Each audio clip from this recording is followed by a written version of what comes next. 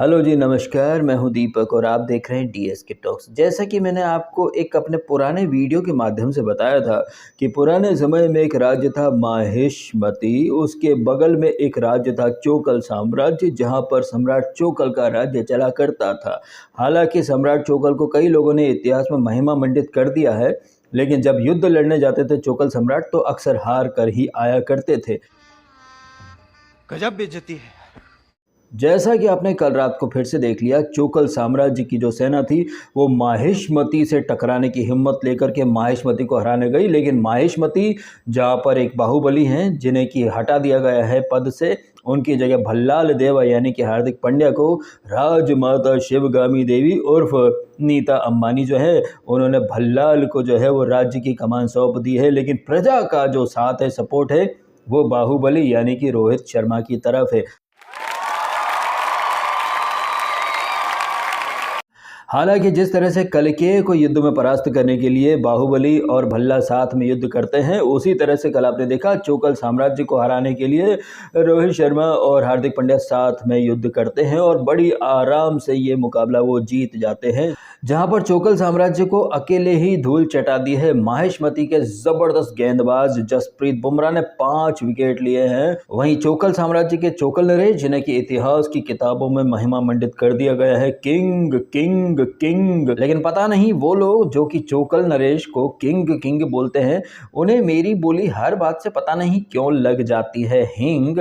आपने कल देख लिया चोकल साम्राज्य के जो चोकल नरेश हैं वो 9 गेंदों में मात्र 3 रन बनाते हैं। वैसे नासा और इसरो की जो टीम है इन्होंने मिलकर के रिसर्च करी कि एक आदमी 3 रन बनाने के लिए कितनी गेंदें खेल सकता है। अभी मजा आएगा ना भिड़ो। तो नासा और इसरो के जो साइंटिस्ट हैं उनमें से कुछ लोगों ने ओपिनियन दिए कि भैया ऐसा है कि 3 रन बनाने के लिए कम से कम एक आदमी एक बॉल तो खेलेगा, क्योंकि एक बॉल पर ज़्यादा से ज़्यादा 6 रन बन सकते हैं, 4 बन सकते हैं और 3 भी बन सकते हैं। तो किसी ने कहा कि नहीं भैया, 3 रन बनाने के लिए किसी को कम से कम 2 बॉल तो चाहिए ही, क्योंकि एक बॉल पर 1 रन ले लेगा, फिर अगली बॉल पर 2 रन ले लेगा, तो मतलब बन सकते हैं। तो किसी ने कहा नहीं भैया, 3 रन बनाने के लिए आदमी को कम से कम 3 बॉल तो लगती हैं भाई, आफ्टर ऑल पिच वगैरह भी डिफिकल्ट होती है। तो किसी ने कहा 4, किसी ने कहा 5। बात तो सही है।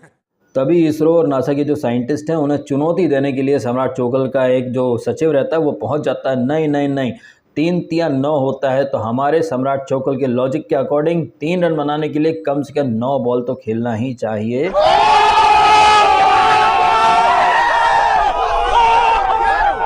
अब इधर 9 गेंदों में 3 रन बना करके किंग चोकल आउट हो जाते हैं। तभी उनके जो चोकलियंस हैं वो खड़े हो जाते हैं, अरे वो भी इंसान है डीएसके, तू तो क्या एक्सपेक्ट करता है, क्या वो हर मैच में 100 मारेगा? अरे वो भी इंसान है। अगर वो फ्लॉप हो जाए तो वो इंसान है, बट अगर वो 60 गेंदे खेले और 70 मारे या 90 गेंदे खेले और 100 मारे तो वो किंग हो जाता है, वो गोट हो जाता है। तो आप समझ रहे हैं ना, देख रहा ना विनोद, ये फैंस का दोगलापन। अगर उनका फेवरेट क्रिकेटर फ्लॉप हो जाए, अरे वो भी इंसान है, तो जब वो चल जाए तब इंसान नहीं होता है क्या? तब वो गोट हो जाता है क्या? चूतियापा लगा रखा है कुछ लोगों ने। सिर्फ क्या है कि सेलिब्रिटीज और क्रिकेटर्स की भक्ति में लोग डूबे हुए हैं, लॉजिक कॉमन सेंस जाए तेल लेने। अच्छा, कॉमन सेंस से हमें याद आया कि बड़ी ही कॉमन सी बात है कि आरसीबी नहीं, इसे हारसीबी बोले तो ज़्यादा बेहतर होगा।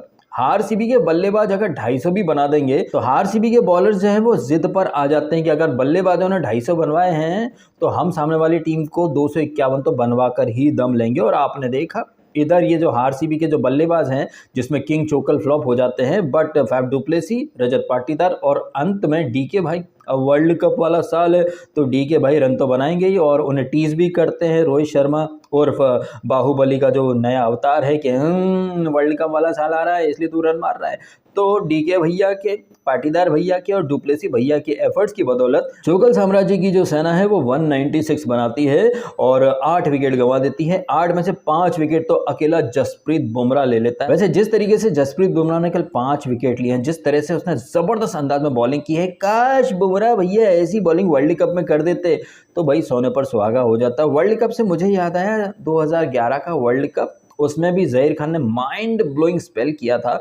लेकिन आप विडंबना देखिए कि हमारे देश में बल्लेबाजों को तो गोट, किंग पता नहीं क्या क्या बोल दिया जाता, किसी को प्रिंस, किसी को 360, किसी को हिटमैन, लेकिन बॉलर्स को वो तवज्जो नहीं मिलती। जबकि देखा जाए ना तो ये बॉलर्स ही होते हैं जिनके ऊपर आधे से ज़्यादा मैच जो है वो डिपेंड करता है।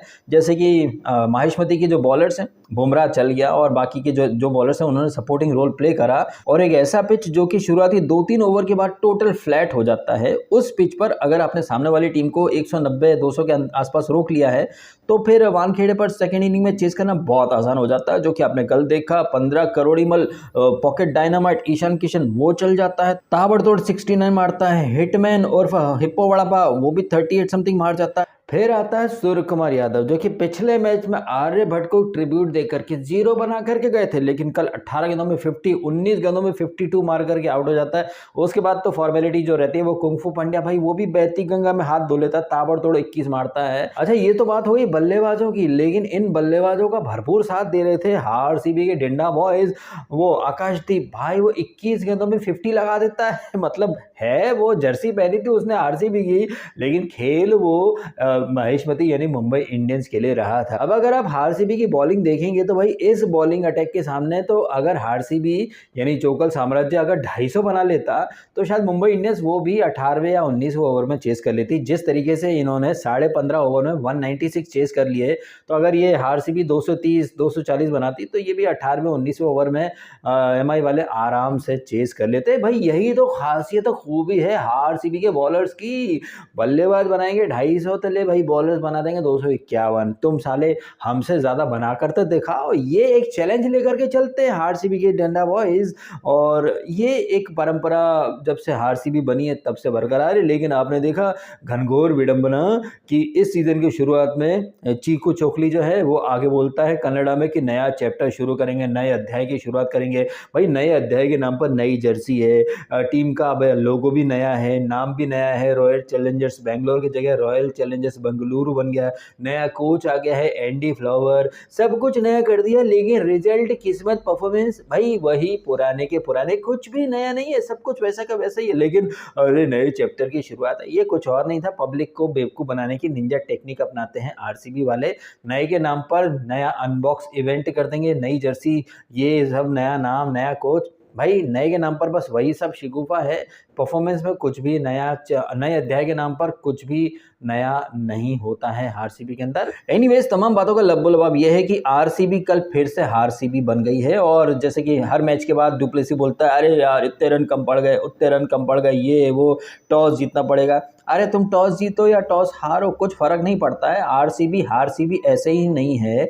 आप वहां पर ऑक्शन में पता नहीं कौन सा गांजा फूंक करके जाते हो, अच्छे बॉलर्स लेने चाहिए, लेकिन नहीं, आपका तो सारा फोकस बस किंग को कैसे ग्लोरीफाई किया जाए, किंग किंग इसी में लगे रहते हैं। फिर भले ही टीम जाए खड्डे में, आप यकीन मानिए अगर चोकल सम्राट कल 3 रनों पर आउट नहीं होते ना तो ये आरसीबी वाले 190 भी नहीं बना पाते। आई थिंक 180 या 175 समथिंग कुछ बन पाता, और सम्राट चोकल जो है वो 80-90 रन बनाते, उसके लिए कम से कम वो 70-75 बॉलें खेल लेते। ये तो अच्छा हुआ ना, एक तरह से किंग चोकल जल्दी आउट हो गए, 190 बन गए। बट जब बॉलर्स ही आपके ऐसे हैं डिंडा एकेडमी के, तो आप 200 बनाओ या 250 बनाओ, क्या फर्क पड़ता है। आरसीबी को आरसीबी यूं ही नहीं बोला जाता है। तो आरसीबी और वो चोकल साम्राज्य की जो सेना है कल फिर से चोक कर गई, और माहिष्मती यानी मुंबई इंडियंस कल फिर से जीत गई यहाँ पर इस युद्ध में। कलिके को हराने के लिए बल्ला और ये जो क्या नाम है इसका, बाहुबली, इन्होंने कल जबरदस्त तरीके से एकदम दिखाया। बट मैच का असली किंग या बाहुबली तो भाई बुमराह द बाहुबली ही साबित हुआ है। क्या जबरदस्त बॉलिंग का उसने प्रदर्शन किया है। मैच का असली किंग तो भैया बुमराह ही है, बाकी जो दूसरा जो नल्ला किंग है वो सिर्फ नाम का किंग है, हकीकत में क्या है वो छमिया चोकली है 1 नंबर का। अरे हाँ, वैसे आज रात को लखनऊ और दिल्ली के बीच में मुकाबला है जो कि लखनऊ के ग्राउंड में खेला जाएगा, और लखनऊ की जो टीम है इस बार अदब से हराएंगे को काफ़ी सीरियसली लेकर के दूसरी टीमों को अदब से हरा रही है। क्या लग रहा है आपको, ये जो लखनऊ में लखनऊ की टीम का जो अनबीटन रन है वो आज भी कंटिन्यू रहेगा, या फिर जैसे आरआर और केकेआर का अनबीटन रन टूट गया लखनऊ का भी टूट सकता है। वैसे डीसी की टीम में कोई खास दम दिख तो नहीं रहा है। बस एक ही अच्छी बात है कि ऋषभ पंत का कमबैक हो गया है, अदरवाइज डीसी की टीम दिल्ली चोकर्स जो टैग है ना उसी अकॉर्डिंग वो खेल रही है। खैर, कमेंट कीजिएगा इन सारी बातों के बारे में आपके ओपिनियन। वीडियो अच्छा लगा तो इसको लाइक जरूर कीजिएगा, और कीजिएगा चैनल को सब्सक्राइब यदि आपने नहीं किया तो। मिलते हैं आपसे अगले वीडियो में। Thank you so much.